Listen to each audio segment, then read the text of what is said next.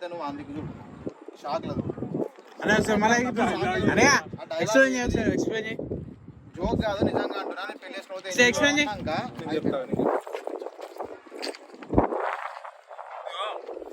Dialogue చెప్పినావు కదా ఒకసారి చెప్పు.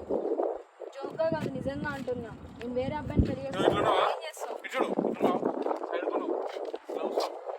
జోక్గా కాదు నిజంగా అంటున్నా.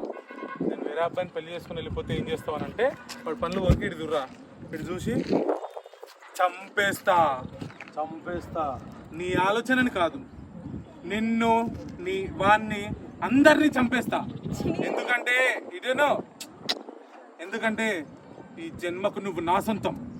గట్టిగా మాట్లాడితే వచ్చే జన్మలో కూడా. అక్కడ నువ్వు కామెడీ చేస్తున్నావు, ఆడ చేయకుండా. అది అయిపోయిందా? చంపేస్తాను నువ్వు షాక్ లో వాందికి చూడు బాయ్